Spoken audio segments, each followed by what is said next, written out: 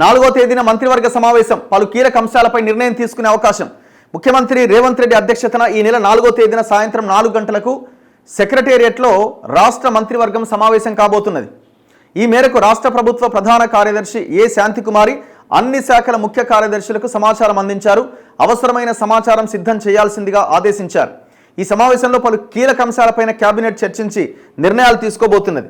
కొత్త రేషన్ కార్డులు, రైతు భరోసా, రైతు కూలీలకు సంవత్సరానికి 12,000 సహాయం, స్థానిక సంస్థల్లో బీసీ రిజర్వేషన్ల కోసం ప్రత్యేక కమిషన్ నివేదిక, ఎస్సీ వర్గీకరణ, పలు పురపాలక సంఘాల్లో గ్రామాల విలీనం, పర్యాటక పాలసీ, యాదగిరిగుట్ట ఆలయ బోర్డు, గ్రామ రెవెన్యూ వ్యవస్థ పునరుద్ధరణలో భాగంగా గ్రామ స్థాయి అధికారుల నియామక ప్రక్రియతో పాటు అన్ని శాఖల్లో ఉన్న ఇతర పెండింగ్ అంశాలపైన చర్చించే అవకాశం ఉందట. మరి ఏం క్లారిటీ వస్తుందన్నది చూడాలి. సో ఇక్కడ భూమి లేని వ్యవసాయ కూలీలు ఎంతమంది?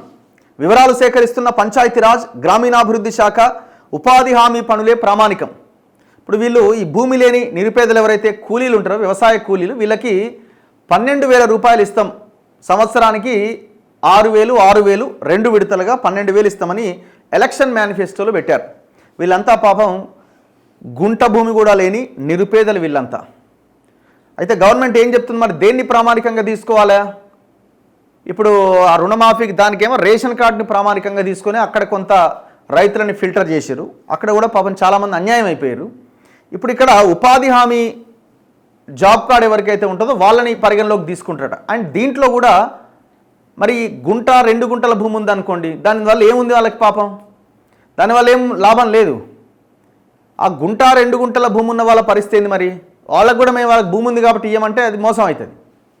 మరి దీన్ని కూడా ప్రభుత్వం పరిగణలోకి తీసుకోవాలని చాలామంది వ్యవసాయ నిపుణులు చెప్తా ఉన్నారు ప్రభుత్వానికి. తెలంగాణలో భూమి లేని వ్యవసాయ కూలీల సమగ్ర వివరాల సేకరణ పైన రాష్ట్ర ప్రభుత్వం దృష్టి సారించింది. వ్యవసాయ కూలీలకు ఏటా 12,000 ఆర్థిక సహాయ పథకం అమలు కోసం అర్హుల గణాంకాల సేకరణ చేపట్టిన సర్కార్ పంచాయతీరాజ్, గ్రామీణాభివృద్ధి శాఖ ద్వారా వారి వివరాలు సేకరిస్తోంది. ఇందుకు జాతీయ ఉపాధి హామీ పథకం లబ్ధిదారుల జాబితాను ప్రామాణికంగా తీసుకున్నది. రాష్ట్రంలో 55 లక్షల మందికి ఉపాధి హామీ జాబ్ కార్డులు ఉన్నాయి. వీరిలో ఎంతమంది పనుల్లో పాల్గొంటున్నారు అనే సమాచారాన్ని పంచాయతీరాజ్, గ్రామీణాభివృద్ధి శాఖ సేకరిస్తున్నది. అండ్ ఇంకొకటి ఇందులో పెట్టిన కండిషన్ ఏంటంటే ఫస్ట్ 100 డేస్ పర్ఫెక్ట్గా పనిచేసిన వాళ్ళకి ముందు వాళ్ళకి ఇస్తారట. అట్లా విడతల వారీగా ఇచ్చే అవకాశం కనిపిస్తున్నది. 2022 నాటి గణాంకాల ప్రకారం మొత్తం కూలీల్లో 26,000 మంది మాత్రమే 100 రోజుల పాటుగా పనుల్లో పాల్గొన్నారు. 60 నుంచి 70 రోజులు పాల్గొన్న వారు 2,50,000 మంది ఉన్నారు.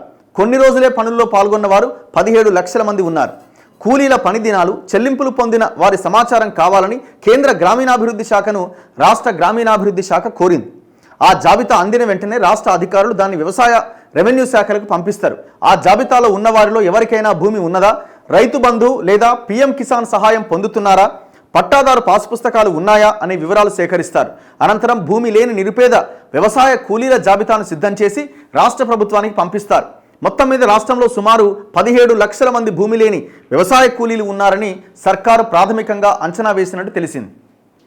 సో 17 లక్షల మంది ఇంటూ 6,000 రూపాయలు, 6,000 ప్లస్ 6,000 మరి ఎప్పుడు స్టార్ట్ చేస్తారన్నది చూడాలి. మొన్న ఐసిఐసిఐ బ్యాంక్ ఏదో 400 ఎకరాల భూమి ఏమో తనఖా పెడితే, కుదవ పెడితే 10,000 కోట్లేమి ఇచ్చింది కదా అన్నారు కదా, మొన్న వార్త చూసినాం కదా. ఆ 10,000 కోట్ల రూపాయలు ఇటే మళ్లించే అవకాశం ఉందని అన్నారు. మరి దీంతో పాటు ఇంకా మిగతా స్కీమ్స్